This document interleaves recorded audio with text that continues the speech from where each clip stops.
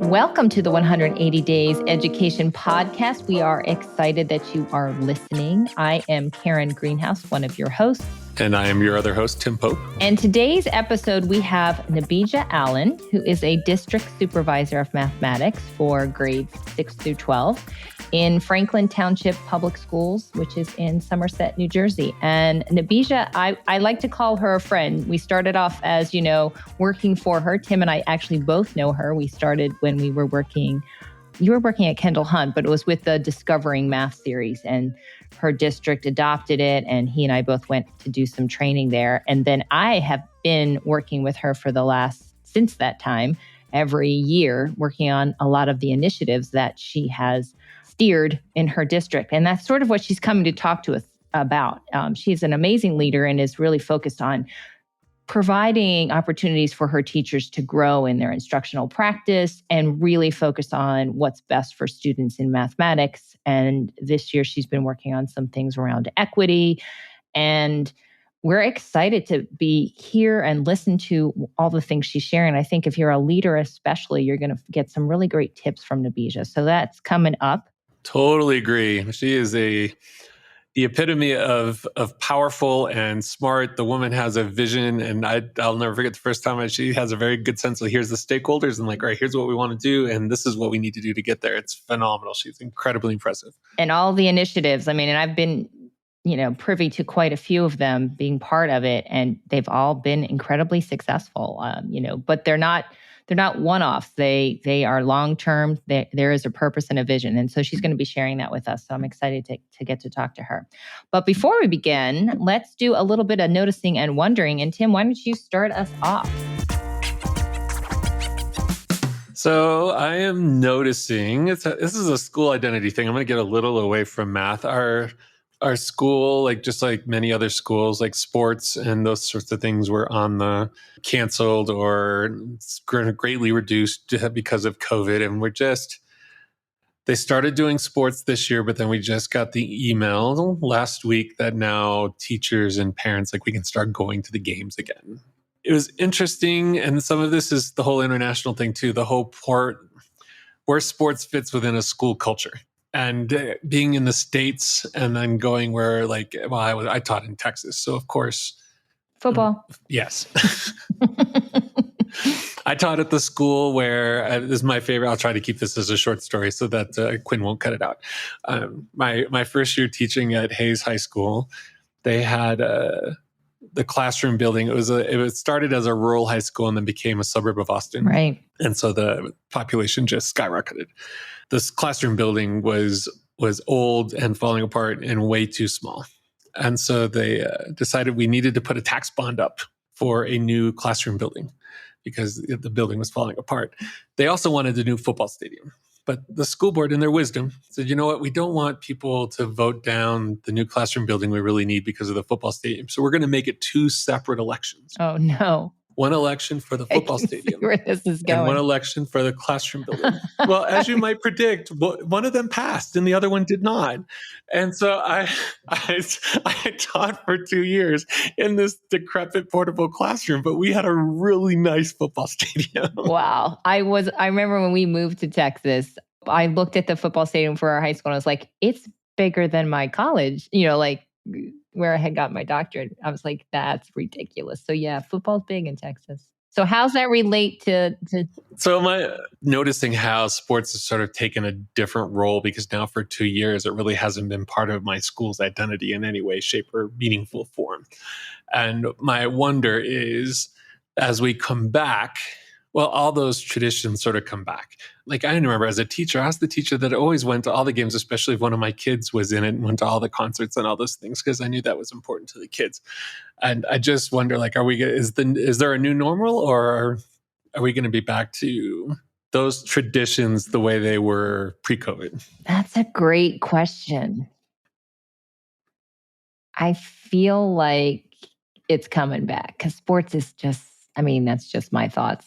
It's just such a part of the American culture that I don't know that it's going to change all that much. But I could be wrong.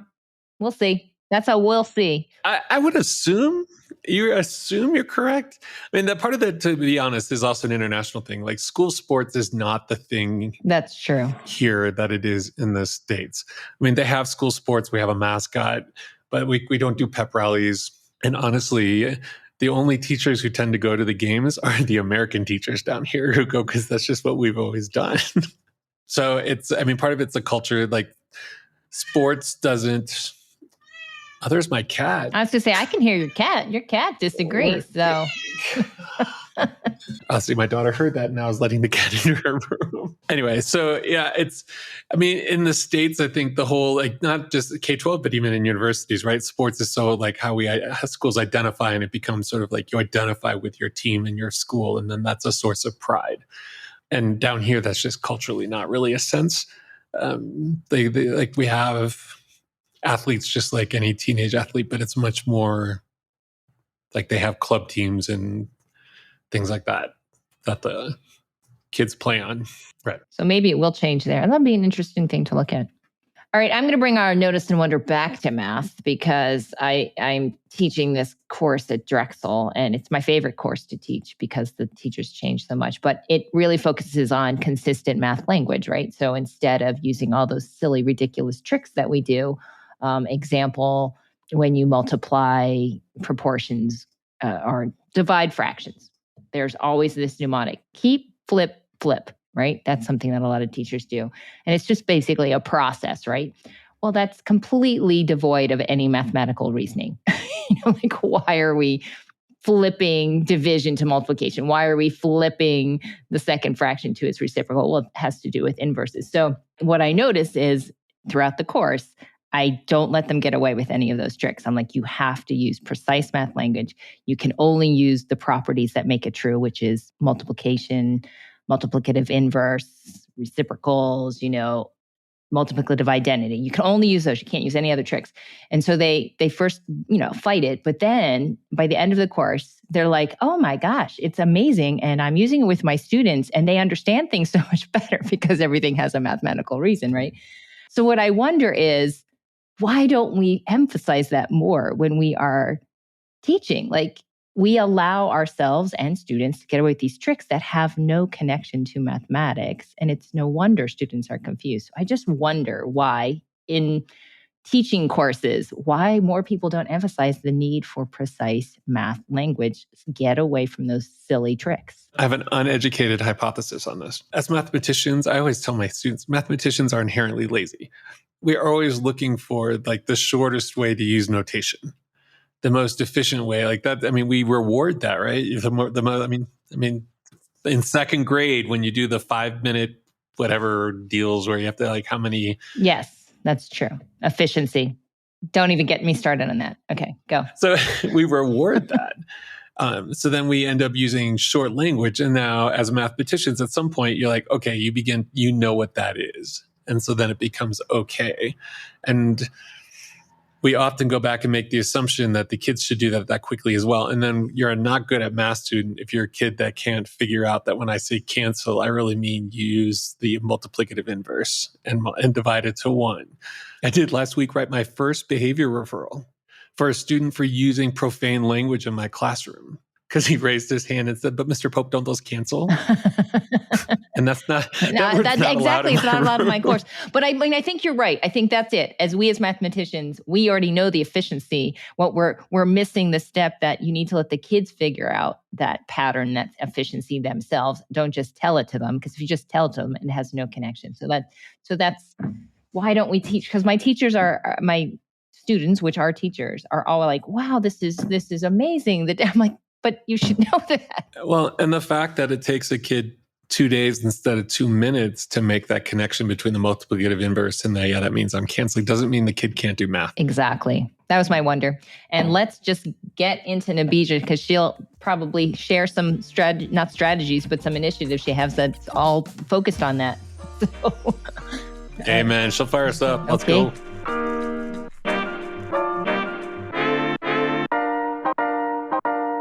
So Nubeja, we are so excited to have you here with us today. And maybe what I would really like you to do is talk about all the initiatives, because I have been working with you.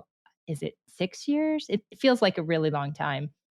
You are just doing so many interesting things with your district. So I kind of want to find out what they're doing and how's it going, and some of your struggles, because there are other districts trying to make changes, and so your input would be very helpful. Well, our work as a district in math has always been grounded in student-centered, standards-based learning. So we've done everything from working with teachers on their questioning and discussion techniques, really understanding what engagement looks and sounds like, making sure whatever materials we're using, whether it's a formal program or pulling materials from different sources, are aligned to standards, and really using math as a vehicle to help kids make sense of and understand the world around them based on where and who they are. Most recently, our district has embarked on their equity journey, and it really opened up a door for us to look at culturally and linguistically responsive pedagogy and how that aligns with some of the groundwork that we were already doing in our department, and taking it to the next level as far as student interest and backgrounds and experiences.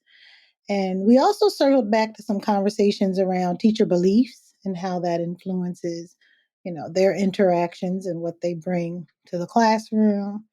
And most recently, we embarked on a journey at our middle school level around teaching math through a social justice lens. And that was a direct connection to our building and district level work around CLR pedagogy and what that looks like and feels like in mathematics. Can you explain what CLR is? So, culturally and linguistically responsive pedagogy, in a nutshell, is about teaching your content in a way that connects to students' interests, experiences, and background. So, from an academic lens, it's really focused on making sure young people have access to grade appropriate and rigorous content, and that instructional experiences and learning experiences makes that content relevant to students. That may not be the formal definition, but that's how I understand it. So, in a content like math, we often have programs that kind of guide the types of activities that we put in front of our young people. But through our CLR training and understanding how race as a social construct influences how young people learn and interact with the people at the center of their learning experiences, how it's important, especially in a district as diverse as Franklin, to make sure we're conscious of making connections between student experiences and what they're learning. And that's not always easy in math, especially when teachers have to create a lot. So when you have sites like Citizens Math, and we've recently purchased a few books that have helped us with this process, and looking at sites like Justice for Learning, that was formerly, I believe, tolerance.org. So, a lot of resources are out there to help teachers build the bridge before we move into a place of creating. From instructional rounds, making sure professional development is meaningful, not just, one's hit wonders and then teachers decide what they are and aren't going to do. We make sure we provide support as follow up to our PD that we provide our teachers. We covet collaborative planning time because we know how important that is. A lot of districts may have a resource coach or a coach that's split across buildings, but we're fortunate enough to have math coaches in each of our buildings, so that really helps. And pre-pandemic, our teachers were really, and students were really used to people being in and out of their classrooms, whether it was administrators and teams, teacher teams, guests from other districts. It was just natural for people to be in and out of our classrooms.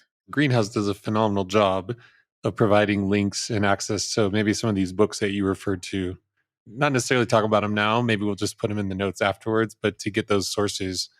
Not that I have any selfish interests in this, because I'm about to ask you a very selfish question. I don't know if Greenhouse told you. So I've reached the pinnacle of my career, and I'm a high school math teacher once again. Oh, that's great. And so I'm teaching Algebra 2. And so my question for you is, I want to get to the concrete of what you're talking about. So you walk into an Algebra 2 classroom.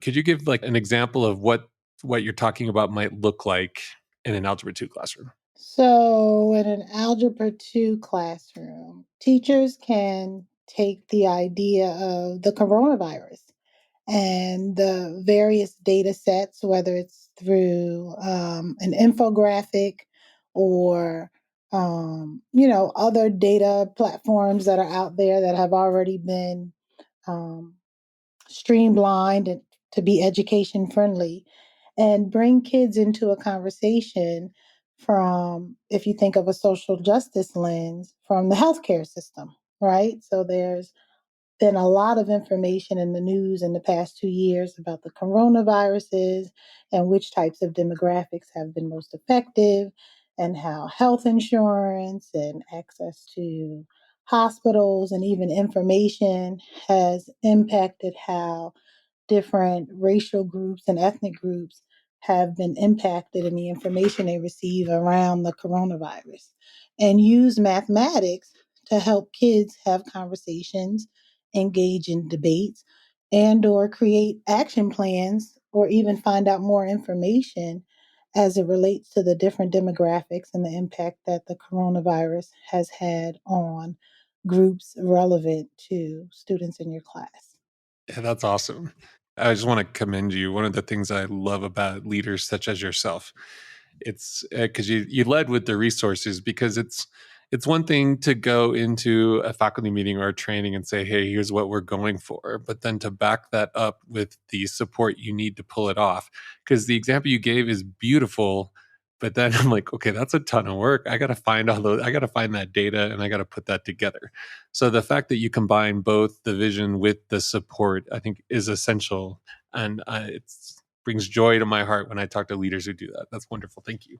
And as someone who has worked with Nubeja, she has a plan, definitely. And when you're planning for the trainings and the professional development support, it's all done up front, right? There's how are we going to continue the support? Where's this resource come from?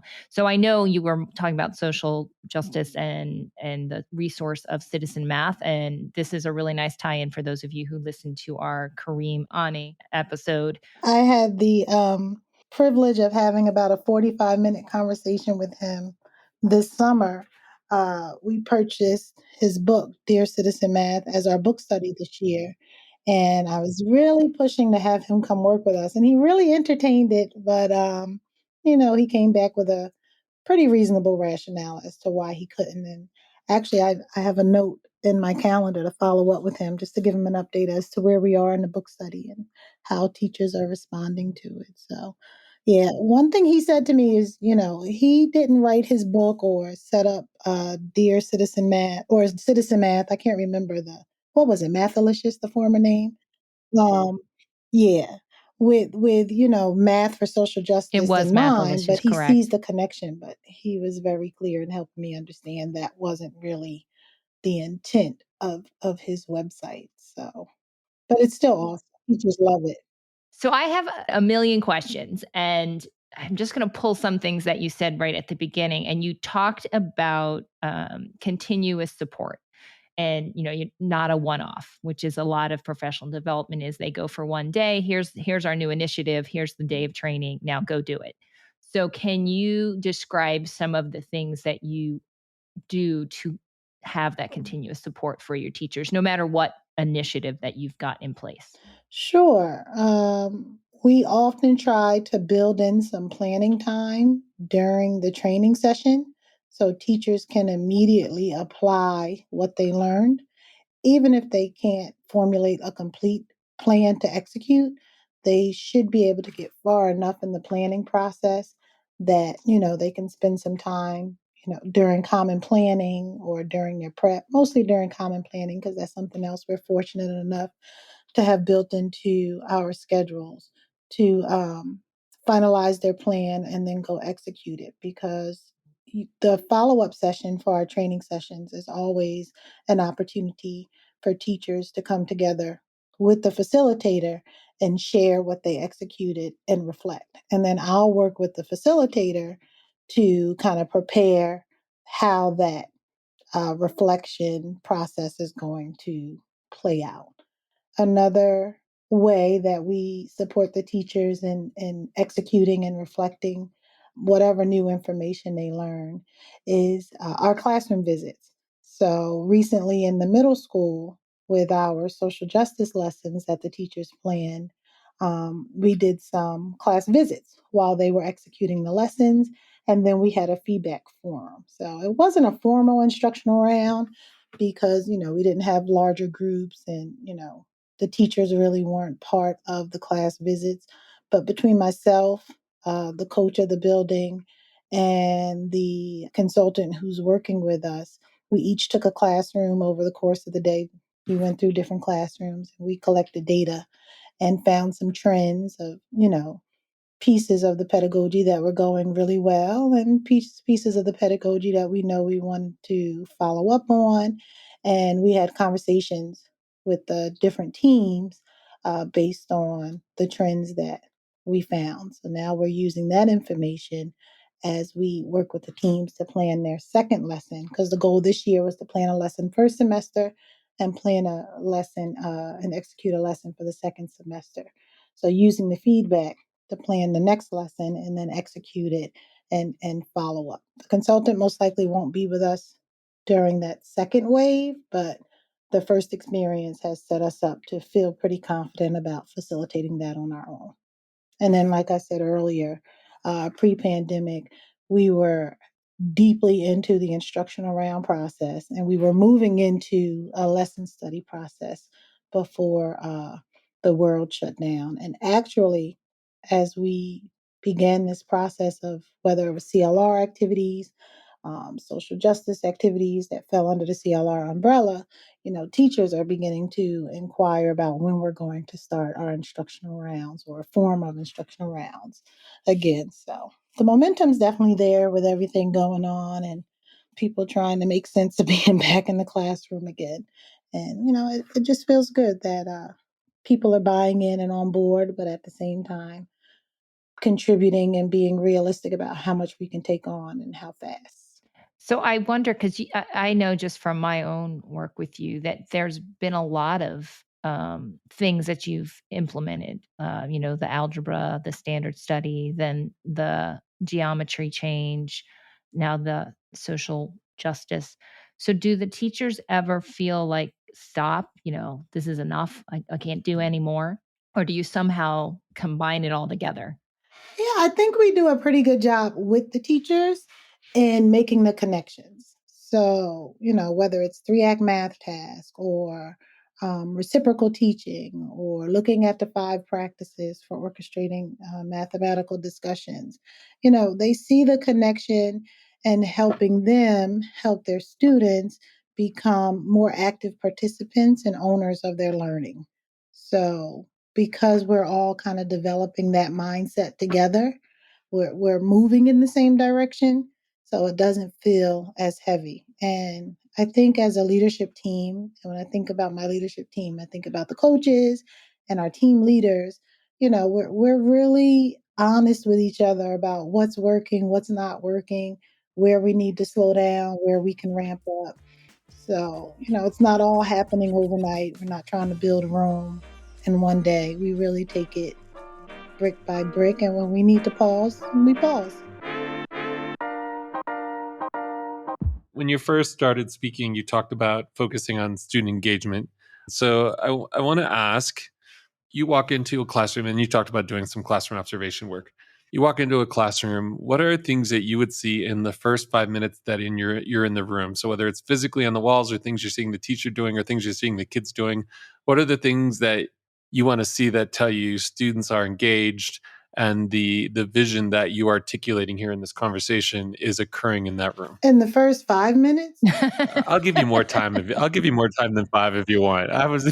Yeah, I'll start with the first 5. I think our teachers, for the most part, have become really efficient with having young people come into the class and immediately begin something.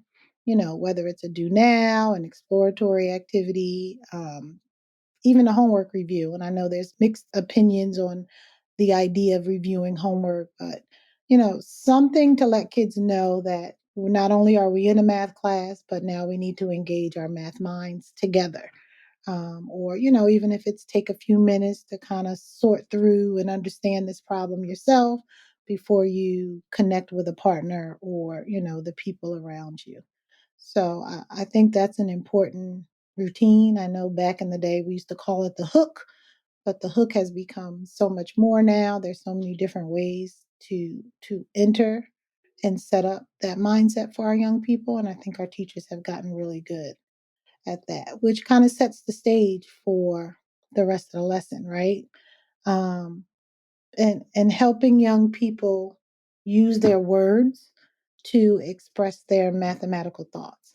And even if their words aren't as academically grounded as we would want them to be, but helping them connect how they express those words or make those statements to that mathematical academic language over time builds that ability for them to feel confident in saying whatever it is they have to say around what they're learning and be okay if what they're saying is pretty accurate or pretty inaccurate, because this idea of building a trusting math community.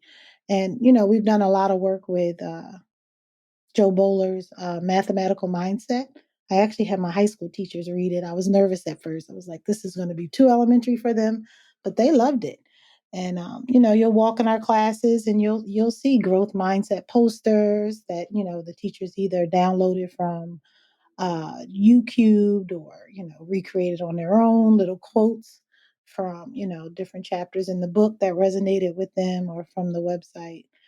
So again, being purposeful and building that community and letting the students be present in that community, not only through their conversations, but what's on the wall and the creation of what's on the wall.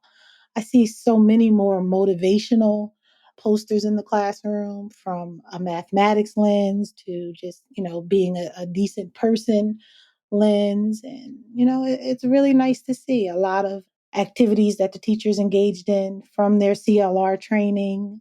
There's one that's pretty popular, something about a locker. I can't remember the actual name of it, but through this locker activity, kids bring a lot of who they are, and teachers post that information around the room. So now, kids not only see themselves, but they see each other, which opens up a whole nother conversation about who we are and what we want as people, which again opens that door of learning math even wider. Well, that's a lovely example. And to leaders that are listening, some of them are going, that can never happen in my school. Or so what are you talked about how you are lucky to have, common planning time and even the funds to provide those facilitators, right? So what are some key things that you would say helped make this happen? Because it didn't happen overnight. So what are some key things that are making this work? I mean, this has been years. This isn't just, you started it yesterday and teachers are doing great, right? Right. Yeah, we're a good 10 plus years in. Yeah, Um, exactly.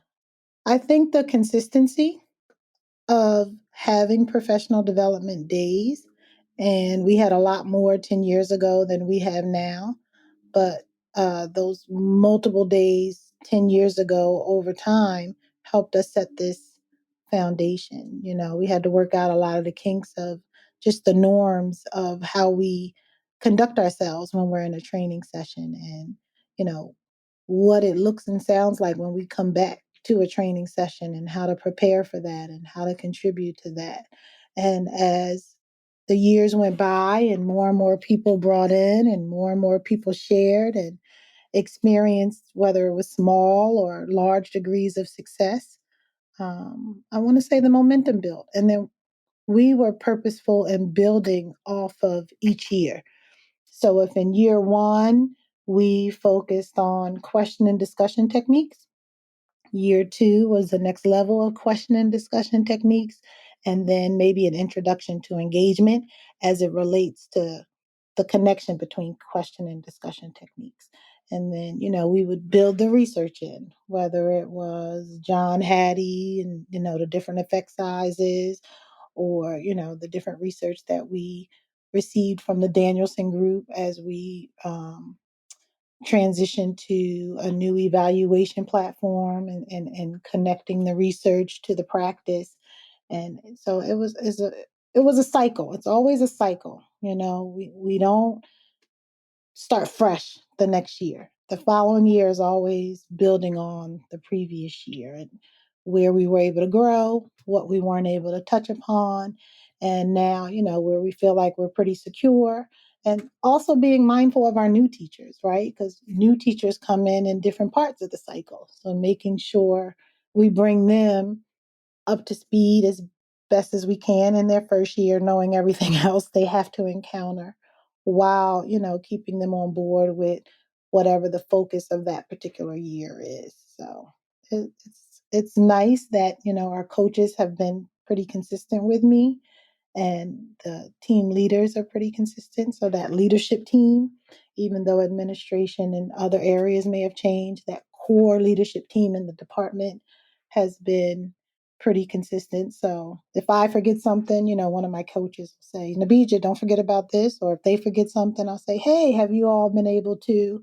So, we really lean on each other to make sure we're propelling forward like we want to. And it's not always perfect. We miss things, and sometimes we have to take a turn because the trajectory isn't necessarily being supported by other things going on around us, and learning to be okay with that.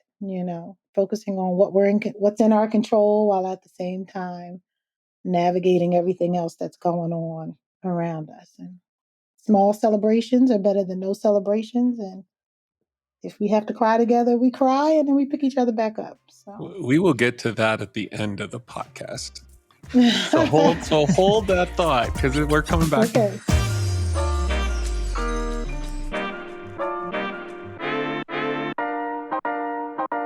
Having worked with your team, it is a really strong team, and you're right, they're very consistent. And I think what I'm hearing you say that's sort of key is the planning. So it's not, oh, what do we do this year? You're connecting your trainings, your PD, your focus to the year before. And I think that's a key point, right?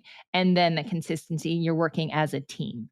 And that is one of the things I've always enjoyed about working with your team, is that you guys actually are in there. You're in the trainings. You're doing it with the teachers. You're participating. It's not you're standing off to the side. So they know that the teachers know that you are Right. in there learning with them. And I think that's also a really important part of this. Yes, absolutely. We start planning for the next year in the spring. So, like in the next few weeks, we'll start reflecting and talking about, how we're closing out this year and what that's going to mean for September 2nd, and even our summer PD, if we have funds to bring teachers in, whether it's formal PD or planning sessions. We start that process pretty early in the spring.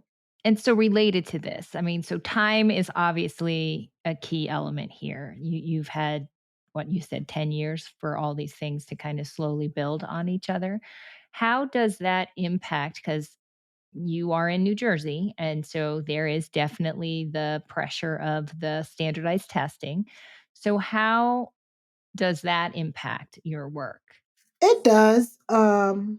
From a maybe more resource and material point of view, making sure what we're putting in front of young people aligns to what they're going to be assessed on, which are the standards.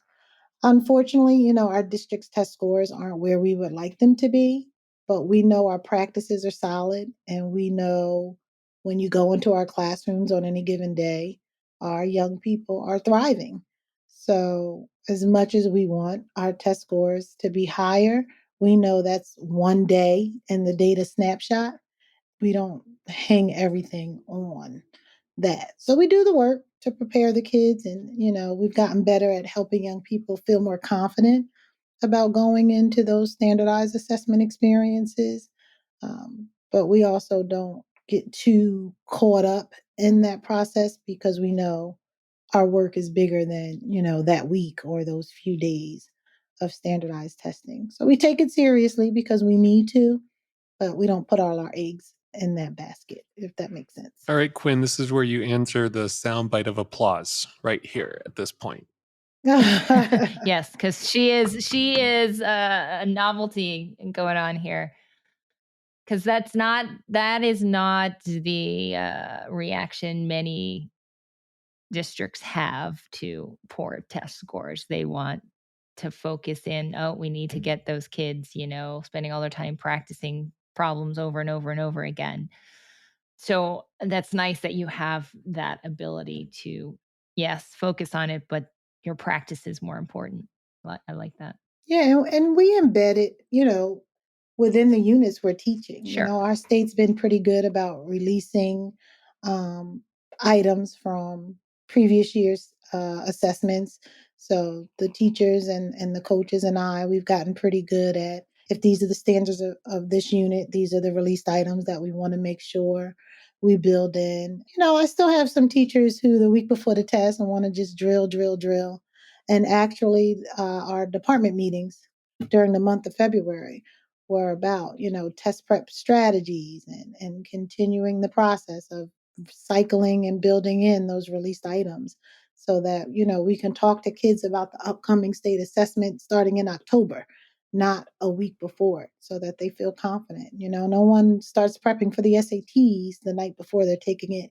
So why would we put that pressure on an entire student population for a state assessment? Good point. I am curious. I don't want to delve too much into an assessment chit chat, but I am curious.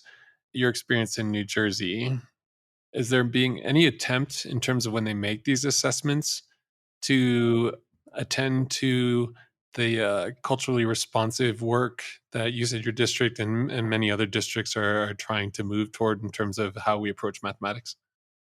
I know, the past 2 years we haven't administered our state assessments. I know in years prior, especially when we moved into the end of course assessments, there were all kind of conversations across the states about, the how inequitable the assessments were. But for me, I get standards, and I understand that if your instruction is aligned and represents the rigor of the standard, and kids come in as close to grade level or course level as possible, your likeliness of your scores being higher is greater, right? Versus districts where it's intercourses or grade levels years behind, and that prerequisite foundational work that's necessary on top of teaching and making sure kids leave with some degree of understanding of what they're actually learning at that time. That's a delicate imbalance. Karen, I think about the times you've worked with us and helping kids, teachers understand the standard progression, right? And understanding the difference between what they're actually responsible for Right. versus what they absolutely need to review and touch upon so they give kids the greatest chance of accessing what they're responsible for. And if anything good came out of the pandemic, this whole idea of accelerated learning and helping teachers prepare young people and understand the importance of making connections between prerequisites and what kids are currently learning and being explicit in that process. So I don't know if I answered your question, but I don't know if the debates regarding whether assessments are biased or fair for different groups is something that I want to spend time on, because at the end of the day, kids have to take it and you want to give them the best chance of being successful. So goes back to preparation, exposure, confidence, the different item types and things like that versus getting bogged down into basically what you don't have control over at the class level. well articulated. You talked about you guys look at test scores holistically as part of a broader vision in terms of what you're wanting to see from your students and what you want to see from teachers. Are there other metrics that you are looking at as you assess that? Like, are there other tools that you're using to collect that data to form that picture for your community? Yeah, absolutely. We use universal screeners in our middle grades and elementary schools. We use iReady. We had a variety of different universal screeners at the high school because, like I do, the high school is the last place that really focuses on that kind of stuff. This year, we're using iExcel. Years previous, we used Imagine Math. We used that program at the high school and using universal screeners, using our own unit assessments, and making sure the item types really represent the rigor of the standard, and working with teachers and understanding that the item type might be hard, but now we got to make sure our instruction prepares young people to tackle what we're describing as a challenging problem, where really it represents the standard, right? So we got to make sure we're teaching and putting materials in front of kids throughout their instructional and learning experience. So when they encounter that problem on their own, they feel confident and are prepared for it. And those are ongoing conversations since we moved to what we now call our New Jersey Student Learning Standards, which are very similar to the Common Core. I'm curious, there's a big push now to support, you know, conceptual understanding and rigorous math tasks and high quality instructional materials. And you mentioned at the beginning that your professional development is really focused on just practices that are good no matter what resources. But do you feel that it's important? Like, do you have a resource that you have found is really helpful, or are you doing several different resources? I'm just curious about that. So you both know I love discovering algebra, and I learned of discovering algebra after teaching the interactive math program when I was a high school teacher. And they're both tough programs for your traditional math teacher because it's a lot of reading. It's just a different kind of prep and facilitation that Hmm.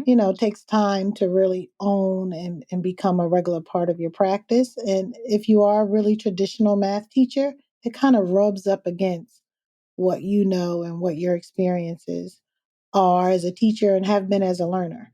So right now we're using Envisions at both the high school level and the middle school level. And what I love about Envisions, it is absolutely aligned to the standards. It absolutely represents the rigor of the standards, but it brings that balance that math teachers need. That traditional sense of a problem set while at the same time opening lessons with the explored problems that are kind of open and puts a teacher in a position where they can facilitate a conversation with kids that there's no right or wrong answer. And then they get to jump in to their lesson. But then there's a variety of resources from 3-act math tasks to the different solve it type problems, all kind of error analysis problems, right? The SAT prep, like just such a variety of materials right there at the teacher's fingertips. But the instructional supports are amazing. So all the types of questions, the higher order thinking questions that we want teachers to ask are right there at their fingertip. So if you think about a first year teacher, whether fresh out of college or coming from another district, that isn't as progressive as we are. And you provide them not only the resource, but the training and being able to navigate the resource. And then you put them in a room with colleagues who are also using the resource, coming off of a pilot or, using it for the first time in person after using, the digital components last year while we were teaching remotely. It just creates this dynamic that allows teachers to challenge one another. That teacher who doesn't necessarily want to move at the pace of their colleagues has no choice to at least, put their foot in the shallow end of the pool because now everyone else around them is not only having that conversation, but the resource is right there at your fingertip to make that leap that wasn't as comfortable for you before because you maybe had to pull from other places. One thing we did this year is we started the year implementing the program with Fidelity. So that way we eliminated the whole, well, I don't like to do it that way, I do it this way. Nope, everybody, like it or not, let's start the year implementing the program as it's designed. And what happened maybe around November, December, teachers started sharing with me, kids are really into it, but now it's getting a little boring. We want to do something else. So that opened up a conversation. Okay, well, let's see what else is available that, we haven't explored yet. So now we started looking at components of the program beyond what was comfortable to us last year from the digital platform. So now teachers are beginning to build things in their Pear Decks or on their Jamboards or, you know, uploading different materials from Envision into their Google Classroom. They don't necessarily love the digital student book for different reasons, but they're beginning to explore other components of the materials. But because the materials are so aligned to the standards and that pedagogical piece is built in, that support based on their previous experiences is all at their fingertip right now. So it's probably going to take us another 2-3 years before we really understand the depth of all that's there, but we're definitely off to a good start. I do want to echo your experience and actually what Greenhouse said when she introduced the question. And I don't believe I'm doing this, Greenhouse, but I'm going to give a small shout out to the major publishers. It's okay. So, Nubeja, know that I made a brief foray to McGraw-Hill between working with the Discovering Books and then deciding it was time to grow up and be a teacher again. Oh, okay. I will say though, and it speaks to Karen what you were saying about the evolution, like the major books, so Envision and McGraw-Hill's version and Big Ideas, the major publishers that have traditionally been the traditional books, we have evolved. Now, the three of us may sit here in a chit chat and like, wow, we still have a long ways to go. Well, this has taken a long time. But the reality is there are things now in that Envision program and in McGraw-Hill's version, to give everybody their due rights and due credit. Yeah, there's quite a few out there. Yeah. Right. That do attempt to do some of the student-based learning, inquiry-based learning, because as a community, as a math education community, we've evolved that way. I mean, the reality is those publishers are not leaders, they're followers. They do what they believe districts want. And so there's enough folks like yourself, Nubeja, and districts have said, hey, we want this. And so, I mean, it's still, like you said, it's a balance. Like, it's definitely not, no one's going to confuse Envision Math with IMP or with the Discovering Books. But there's elements of that early work that Michael Cera and all those guys have done. Shout outs to everybody while I'm doing this spiel. Wow. And name dropping. Jerry Murdoch, God bless him and God rest his soul. Steve Rasmussen. All right, all those guys. Anyway, that pioneering work is now, it's becoming in the mainstream. Now there's lots of us who are like, oh, I wish we could go further. But the reality is, I think it's time to stop and as a community give ourselves a little credit. Like, we've done good work for these students in the time that we've been committed to math education. Well, and I think Nubeja's point is while they have definitely moved ahead, there are those traditional teachers who are struggling with that type of learning. And so having these resources that let them kind of do both is going to get the needle moved a little bit further in the right direction, I think. And so I you do it like Nubeja said, like right now your program, like, all right, one lesson a semester, let's all get together and really think deeply about how we're going to do this and then execute that lesson. I think it's programs like that really sort of empower teachers and get that going. Nubeja, we have so enjoyed talking to you, and there's probably so much more we could ask, so you may have to come back and share more with us. But we are at the end of our time together, and so Tim is going to introduce what we do at the end. All right, so the way we traditionally end these is we ask our guests to share one thing in your professional life that currently or in the recent past that you have found to be challenging and potentially discouraging, and then finish with something that is going on in your professional life that you've just found inspiring. Okay, so I guess something that was disappointing is, and it's still to this day, getting high school teachers to be a little more conceptual or connect concepts to procedures. And I get it as a former high school teacher, but at the same time, now that I have this wider lens and understanding K-8, that's still a sticking point for me. And I will second that. Let me just say. As the methods teacher, yes. as the methods teacher. Oh All my right, gosh. you guys, there's one high school math teacher that I'm telling you, I'm trying my best. I love my high school team and they get it. Yeah. So an inspiration is the technology. I mean, that's the other piece that's been such a blessing as a result of this pandemic. The level of technology integration is nowhere near where we would have been if the pandemic didn't happen. Like it was pulling teeth to get people to use Google Classroom beyond a warehouse of uploaded documents. And now they're using all kind of platforms and to watch some of the teachers, manage and balance, paper pencil task with digital task. And some of them don't even want to use paper pencil. They're all digital still, even in person. So it's pretty cool to see. That is exciting. As a tech person, I am very excited. I was about gonna say that. You're making Greenhouse's day with that one there. Yeah, I mean, this is thrilling for me to hear. Yeah. And there's so many amazing technology tools out there. And I'm going to ask you to share your book with us, the books that you were talking about, but maybe share some of your favorite technology sites, and I'll put them in our show notes. So thank you so much for joining us. We totally enjoyed the conversation. Thank you so much for listening. Another brilliant episode. So, of course, this is the part where we do the traditional podcast thing and ask for favors. And leave a rating. I mean, if you listen to podcasts, you know this already, but leave a rating because that helps move us up and helps people looking for education podcasts find us more easily. So thank you all very much, and we will see you next time around.